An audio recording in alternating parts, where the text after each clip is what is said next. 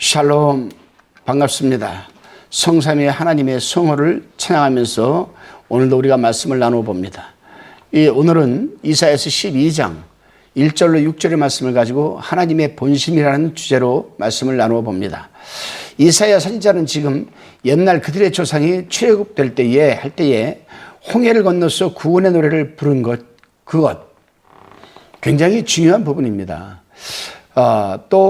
그렇게 이스라엘 백성들이 애굽에서 나와서 홍해를 건넌 것 같이 말세에 하나님의 백성이 적국에서 나와서 홍해를 건너서 돌아올 때에 기뻐서 노래할 것을 지금 예언하고 있습니다. 본문 1절로 3절의 말씀의 내용입니다. 여러분 높아심에서 말씀을 드리지만은 매일매일 이 말씀을 듣게 될 때에 먼저 본문을 읽어보시고 또 본문을 펼쳐놓고 한번 읽어보고 또 본문을 펼쳐놓고 이 말씀을 듣게 되면 아주 은혜가 큰 줄로 또 이해가 빠를 줄로 믿습니다. 전에는 노하시던 하나님이 이제는 쉬신다고 합니다. 나를 안위하여 주시니 감사와 노래를 부른다고 합니다. 택함을 여러분 얻지 못한 자에 대한 하나님의 진노는 쉬지 않지만 택한 자에 대한 그의 노여움은 잠깐입니다. 그렇습니다. 택함 받은 자라 할지라도 하나님의 노를 받을 때가 있습니다.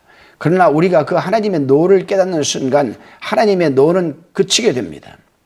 왜냐하면 하나님의 본심은 하나님으로부터 택함 받은 백성에게 노하시는 것이 아니라 택함 받은 백성을 통해서 홀로 영광 받으시고 당신의 백성이 온전히 구원을 얻게 하시는 그 심중 또 마음, 그것이 하나님의 본심이기 때문입니다. 우리가 4절을 한번 제가 봉독해 보겠습니다. 4절. 그날에 너희가 또 말하기를 여호와께 감사하라. 그 이름을 부르며 그 행하심을 만국 중에 선포하며 그 이름이 높다 하라. 5절에 여호와를 찬송할 것은 극히 아름다운 일을 하였음이니 온 세계에 알게 할지어다. 6절에 시온의 검이나 소리를 높여 부르라. 이스라엘 거룩한 자가 너희 중에 크심이니라 할 것이니라.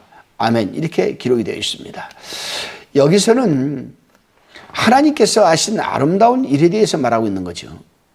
하나님께서 택함 받은 자에게 하신 아름다운 일은 하나님 홀로 택함 받은 자의 구원을 이루신다라는 사실입니다.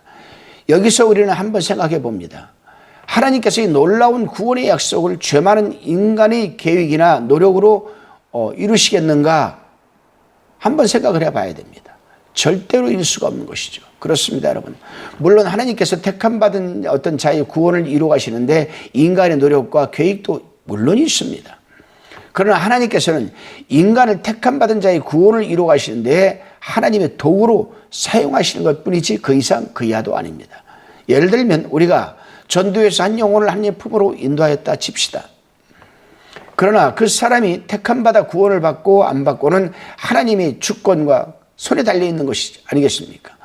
우리는 단지 그 사람을 하나님의 품으로 인도하는 도구에 불과한 것입니다.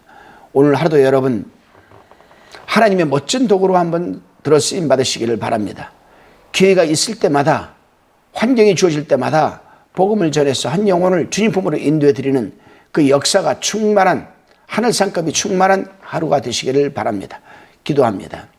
주님, 택함 받은 백성으로서 늘 하나님의 구원을 이루어가는 데 있어서 도구로 쓰임받게 하여 주시옵소서.